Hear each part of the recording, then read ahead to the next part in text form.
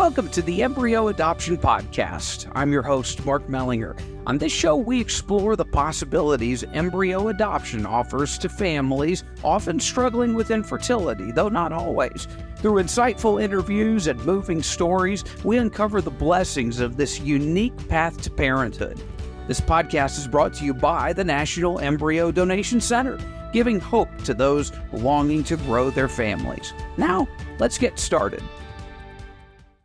Factors that matter when choosing an open or closed embryo adoption donation relationship. That is what we are talking about today. Dr. Jaclyn Davis is with me. She is a licensed psychologist in Austin, Texas, who has also done extensive research on embryo donation and embryo adoption relationships. And before we get started, if this podcast is a help to you, would you help spread the word? Go ahead and share, rate, review, and subscribe to the Embryo Adoption Podcast. That can help the algorithms so much. We appreciate it. So, Dr. Davis, before we get started, you were telling me when we prepared for this that how someone sees the human embryo, how they view it, can impact a bunch of things. Donors' decisions about donating their embryos, donors' feelings about any children that result from embryo adoption. And it can affect the roles, if any, that recipients want to have donors play in the child's life. So that sort of sets the stage for what we're going to get into today. But we'll start here. Talk about reasons people might choose to donate their embryos, as well as concerns they might have about donating embryos. You have plowed into this in your research. Yes, yeah. Well, and I guess I first wanted to start by just explaining, kind of setting the stage for what the research was so that Yeah. people have a sense of like, where is all this information coming from? Yes, go ahead and do that. Yeah. Tell us about the project. This was research that you shared with the National Embryo Donation Center over a Mhm. decade ago, right? Yes, exactly. Yeah. So Dr. Reg Finger was one of the lead medical researchers, and he approached my graduate school with the opportunity to do this research. And so we interviewed 36 couples who did embryo adoption, who were the recipients of embryo adoption across the United States. They worked with NEDC, Nightlight Christian Adoptions, and some other organizations. And so our research study is kind of the most extensive look at embryo adoption to date, I think. And we really got to understand what people's experience of embryo adoption was and how that could be improved. And then, yes, we passed along the feedback to NEDC. And I think since then, NEDC's come out with ways to be more supportive throughout the journey to people going through the process. We So definitely that's been have. awesome. No, Yeah. that research is great. What was the most important thing that stood out to you? I mean, I know it's been a while, but what was Yeah. the biggest takeaway of this research for you? I think that people just really wanted to have more support throughout the process. They felt like, especially 10 years ago, this was something that was still less well known. And so people who were going through the process, they didn't have friends or family they could talk to about this. And so oftentimes, or even if they would go to medical professionals and would try to explain, oh, yeah, I adopted this embryo that I'm carrying, they would say, what? Like, is this not your child that you're carrying, that you're pregnant with? They just didn't understand. And so just feeling like they had to educate other people through the process, and there was more emphasis on that than even kind of receiving support themselves. And so, yeah, that sense of being alone, I think, was the biggest thing that a lot of people felt through the process. Do you think we've made any progress? And by we, I don't mean the NEDC. I just mean we as a society in general, or the embryo adoption slash donation community in general. I think so. I've heard that NEDC has since kind of tried to um, put people who are doing the transfer process kind of in these groups together, and there's been support groups even offered through the NEDC to help people feel like they can ask questions about the process. Um, and so I'm hopeful to even kind of have my own embryo adoption support group too, so that people can just really not feel alone in this process, and to really be able to feel like there's a way in which they don't have to feel alone. They can really have a sense of like, okay, the emotions, the experience I'm going through are normal, and to feel validated. So I think NEDC has done a lot in that. I think there's a lot more people kind of out there who are aware of embryo adoption, who've gone through the process themselves, and who can now offer support to other people going through it as well. There's no doubt that embryo adoption has grown in popularity quite a bit the last half decade to almost decade or so. I think the statistic is compared to 2006, the last time research was done, and then compared to 2020, the next sort of Mm-hmm. milestone marker, there have been triple the number of embryo adoption transfers, frozen embryo transfers, Mm-hmm. as there were, 14 years earlier. So I think you're right. It's just Yeah. naturally going to sort of grow Mm-hmm. organically, the support system, and people will naturally feel less alone Yes. because of that. But also, it is important to be intentional about providing support. And I do want to talk about the online support group that Mm-hmm. you are starting for embryo adoption recipients. So we'll save that Mm-hmm. for a little bit later Yes. on Yeah. in the podcast. That'll be great to talk about. But so much of your research Yeah. was, as I said at the Mm-hmm. beginning, focused on what people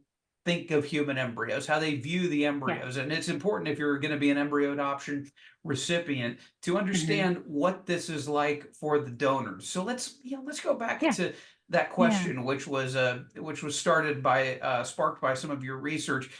Reasons people might choose to donate their embryos, concerns they have about donating embryos, people who could do it but aren't sure if they want to. Tell me Yeah. what your research said about that. Yeah. Well, something that kind of came up in the process of both kind of when looking at the background research and then also talking with the recipients about some of their relationships with the donors is a lot of the donors really, there was a struggle with considering kind of what to do with some of their remaining embryos after their own IVF treatments. Some other research has shown that donors who really have a hard time imagining what it would be like for their embryo, which would become the potential for a child to be raised by another family. Some of those people ended up deciding not to donate their embryos, which felt kind of surprising on one hand because, oh, they thought of them as potential children, but wouldn't feel comfortable with donating them. But it was really because they felt like, I would want my child being raised in someone else's family. So it seemed like the key for people who ended up feeling comfortable with the idea of embryo donation, really recognizing that they could see their embryo becoming this child as part of someone else's family. And they could just kind of like relinquish that sense of control and trust to another family. And so the other interesting piece that came out was that sometimes embryo donors felt much more comfortable with the process kind of at the beginning of the phase of, okay, I'm going to donate my embryos, and great. And they get matched with a recipient couple. But then after maybe the couple has given birth to a child, then sometimes that brings up new feelings for the donors because now this embryo is an actual physical child in someone else's family. And in some cases, the donors at that time would even share, gosh, this is really hard for me to hear about, my child in your family. And so they would maybe want to back off in their communication with the recipients, or in some cases would share some of their feelings. And that was really hard for the recipients to feel, to hear, because they felt like, I'm so grateful for this chance to have a child and to have this in my family, but this is really hard for me to also kind of be the container for your feelings. And so it kind of changed things along the way in that process. So kind of just unexpected feelings coming up throughout the embryo adoption process, kind of from beginning to end. That's a good takeaway, by the way, if you're planning to become an embryo adoption recipient or adopter, whatever you'd like to call it. Be prepared, if you're in an open relationship, for the Mm-hmm. feelings of the donor family potentially to change.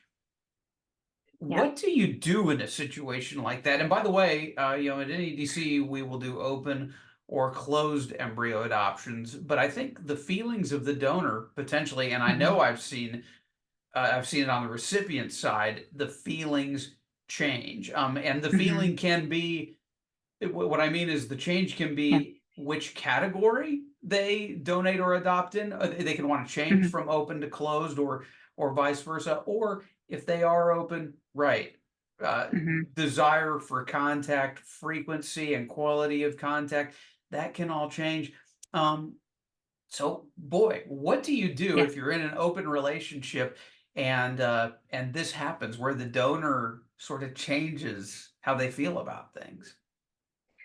I think that's where it's important for probably the recipient and the donor to maybe kind of reestablish like a sense of healthy boundaries within their relationship. And so maybe, they have an idea at the onset of what their relationship might look like, but be able to reevaluate that and say, gosh, right now it really feels uncomfortable for me to have X amount of frequency of updates about the child. Maybe we should have fewer updates about that, or maybe our contact should look different. Maybe it should just be like an email instead of a phone call, something like that, to where there's a sense of fluidity, where maybe like both parties can really feel comfortable navigating the relationship together, and recognizing that just the information about the child might just be triggering for each kind of party, both the recipient and the donor. Let me ask you about this. I mentioned it at the start of this. You and I were talking as we prepared for this. How you Mhm. see the human embryo dictates what you will bring to this equation. I was speaking Yeah. with someone else who had this notion that people who donate embryos, as a general rule, not everybody, but the highest proportion of them, Hmm. don't see the embryos necessarily as human life, and therefore it's easier for them to part with the embryos. That's fascinating to me, because anecdotally I don't think I would have guessed that. You have Hmm. researched this. Do you find Hmm. that to be true? Are there sort of general characteristics like that we can draw and say most commonly this is how the embryo donors see the embryos? I think, yeah, it does feel surprising to imagine that, but I do feel like what research has shown is that in order for donors to feel comfortable kind of donating their embryos, there has to be almost like some level of detachment from seeing this embryo as a child, um, because they have to really feel like they can just like release that embryo to someone else. And then almost like from that point on, the embryo becomes like another person or couple's embryo to then have a relationship with. So I would say yes, like kind of in research, it has borne out that there is a kind of disconnect from seeing that embryo as a potential child for the donor. Is it that they really don't, and your research may not have dug this deep, so if it's not a fair question or you can't answer it, just Hmm. be honest and tell me. But is it that they genuinely don't see the embryo as human life or a child, potential child, whatever you want to see? Or is it that they don't want to consciously acknowledge it? Because here's what I would think. Hmm. However you put it together in your mind, if you're the donor, Hmm. if you have a problem just relinquishing this child to research or discarding the embryo, okay, there's something in you that's saying this is not just protoplasm. This is not just tissue. Hmm. Am I right, or do you have the research to give me any insight into that?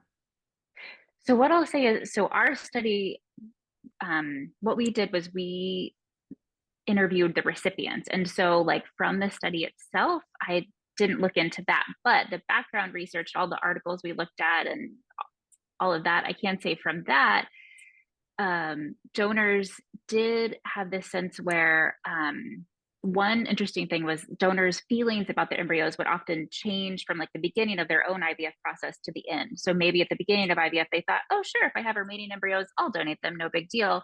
But then at the end of the process, like whether that was if they had their own children from their own IVF, or they just had so many fertility struggles, they decided, I don't want to continue to try to get pregnant by using my own embryos I've created.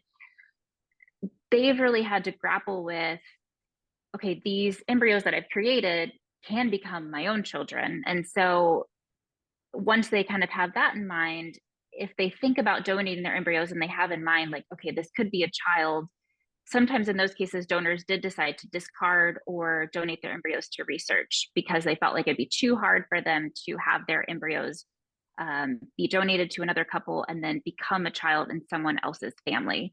So it's really the donors who felt like, okay, I see them as the potential for life, but and a potential for children, but felt okay with the idea of their embryo becoming a child in someone else's family. For those people, they felt comfortable with giving their embryos up for adoption. It is So it's kind of ex like this twist of the mind, but there's a distinction that is important there, but it's nuanced. Yeah, there's a degree of separation that you have to have if Hmm. you're a donor, and you can certainly. I mean, at the NEDC, we're a Christian organization. We unabashedly believe that these embryos are the tiniest lives, and I would say they're children. Not everyone at this organization would say that, but I think anybody, I we generally Mm, call people who are inside the womb, babies inside the womb, unborn children. So if that's going to be your mhm, definition of children, I think these embryos are children. At the least, I think we can say as believers, they are human lives. They are image bearers of mhm, God. And I think you can still hold that belief as a donor, mhm. but have that degree of separation. Say they may not be, or if I'm going to donate Yeah, them, they aren't the children that God had for me. That's sort of the leap you have yeah, to take in your yes. mind, right? Right, the own children kind of within your own family, they could become children in someone else's family. What did your research tell you about the things that are important to consider from a recipient's perspective when deciding whether they're going to go open or closed? Yeah, so I think the big thing that recipients were considering in terms of open or closed was, like, the way in which they saw that embryo becoming a potential child within their family. And so, say for people who felt like the most important relationship between a parent and child is just that parent child relationship, it's not the biological relationship. Some of those individuals ended up deciding to do closed adoption because they felt like, okay, once the embryo becomes a child within our family, like our family is the only thing that really is important. And so they didn't want to consider or have the donating family involved in their lives in any way. Kind of after they received the embryos, like that was that. And on the other hand, for those individuals who considered open adoption, they felt like, okay, this embryo can become a child within our family, but I want to kind of leave open the door to have contact with the donor family, especially because they felt like maybe one day our child might have questions about their biological family, whether that was the parents or even their genetic siblings that are a part of this other family, which is also the other interesting piece of it's not just about the relationship between the child and then biological parents, it's also about child and then other genetic siblings that they have in another family.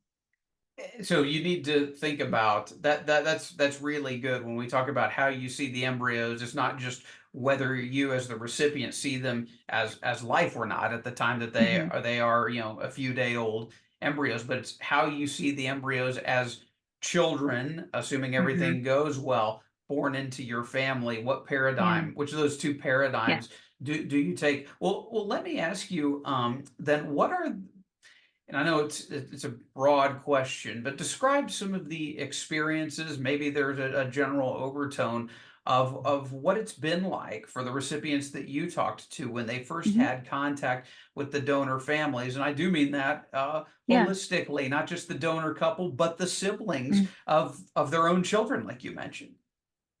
Yeah. So the piece too, I guess I want to highlight is that the point in time in which we interviewed the recipients, a lot of their children were younger.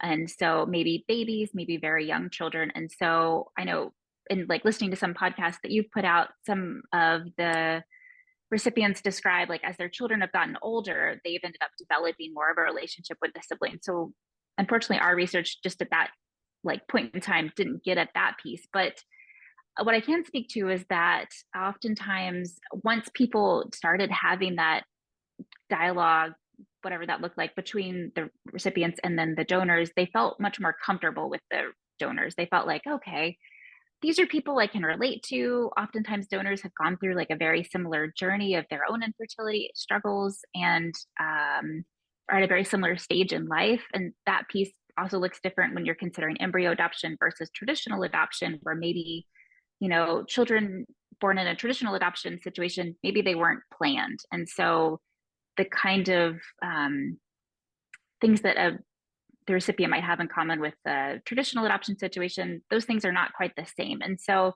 there was this sense of like, okay, like I feel comfortable with these people, the donors.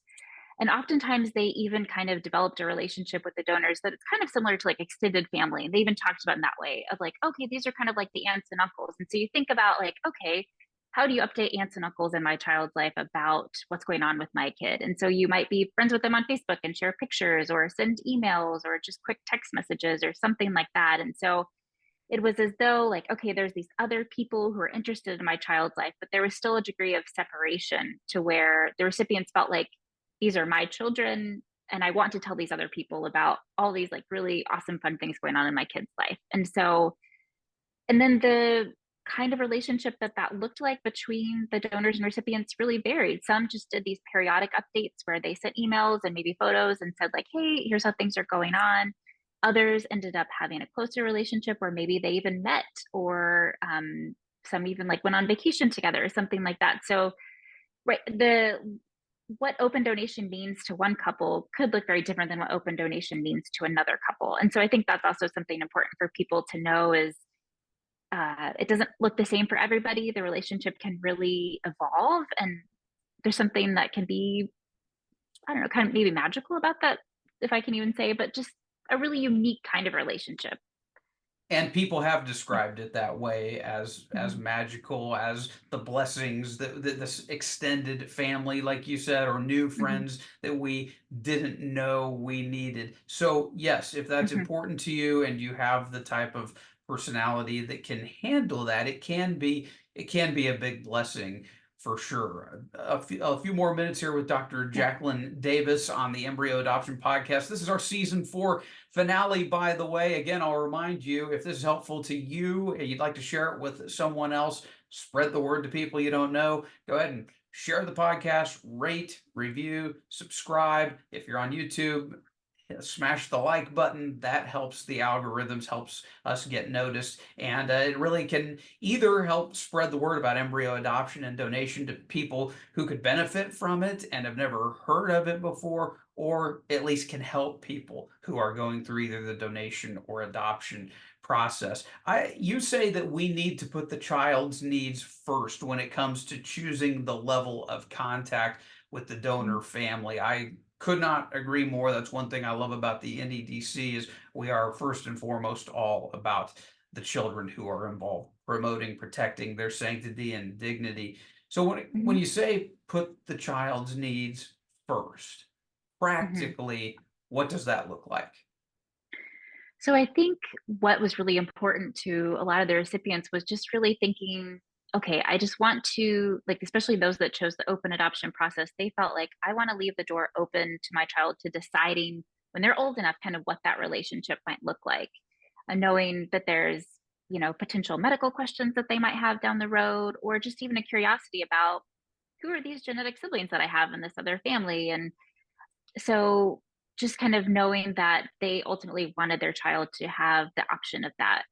That's from the open perspective. Those who chose the closed perspective really felt like I believe that my child's needs are best met by me as their parent, the one who's raising them. And so I feel like that's the relationship that I want to kind of privilege the most. And so really, no matter which option you choose, you are thinking about what's best for the child. It's just kind of different based on what your perspective is about what the child needs.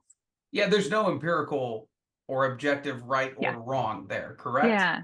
Right. Exactly. Yeah. It's kind of you as the parent deciding what you feel like your child needs.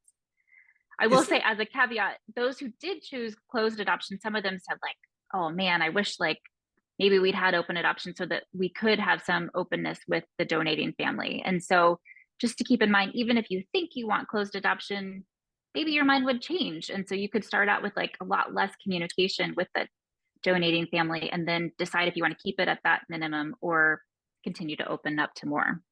During my time here, I've talked with a lot of those families, the recipients who went closed and say years later, "Oh, I Mm, wish we at least had some sort of openness." And that is not, by the way, yeah. to steer you Yeah. one way or the other. Closed can be and definitely is the right answer for a lot of NEDC families. We don't steer you one direction or another. I say that just because it is illustrative and it backs up the Mhm, point that you made that you do want to think long term when you're making your decision about whether you're going to go open or closed and account for the fact that your emotions on this might mhm, change and there might be things that don't matter to you so much right now about your family and child and the way things are that connect to the donor family but could matter more down the road. So mhm, think of that, pray on it, talk to a counselor or someone who has been further down the road if that's something that's germinating in your mind right now.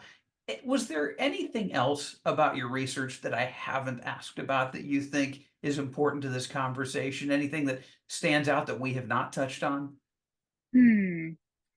I think just one thing that feels important is that some people felt like they were much more hesitant to talk about embryo adoption with anyone. Again, since this is a unique adoption option where you're carrying the child that you adopt, you don't have to tell anyone that this child is not yours. And some people did not. And so that was surprising to me, thinking, wow, you wouldn't tell anybody this isn't your biological child.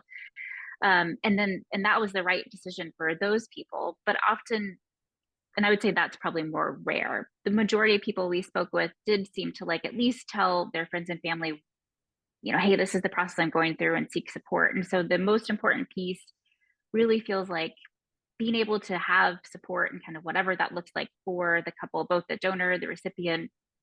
I think that's a really important piece, to be able to not just feel like you're in this by yourself, because there's a whole roller coaster of emotions that goes on through embryo adoption, through your journey to have children, whatever that looks like. So that's really important. And the distinction I would draw there, just to be clear from the NEDC's perspective, we definitely require that you tell your child how he or she came about. Yes, you don't necessarily have to tell extended family or friends, you don't have to broadcast it, but at least if you're going through the NEDC, we do make sure that you will be totally honest with your child about his or her origins, and I'm sure you, as a licensed psychologist, Dr. Davis, Yeah. would back that up 100%. Yeah. You mentioned the difficulty of feeling like you're walking a journey like this alone. Yes, Hmm. awareness has grown quite a bit over the past decade or so, but it's still relatively rare. It's still Hmm. a niche when it comes to how families are built.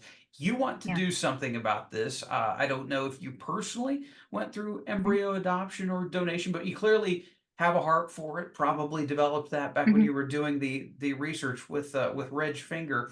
Tell me Yeah. about the online support group that you are starting for embryo adoption recipients. How people can connect to it and Yeah. benefit from it. Yeah. So, although I haven't been through embryo adoption myself, I really have a passion for it because of all this research we've done, and just feeling like this is such a unique family building opportunity for people. And there's so many different facets of it, different emotions that come up along the way, a lot of grief and loss and hope and joy, and maybe a lot of those even at once.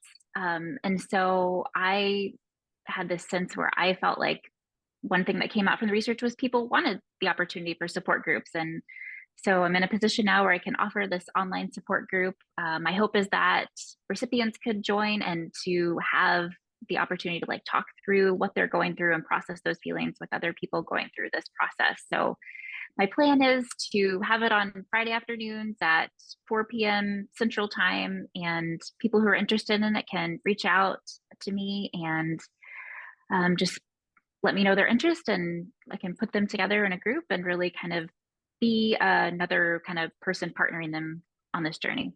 And we can put it in the show notes, but just say it. What's the Yeah. best way to reach out to you?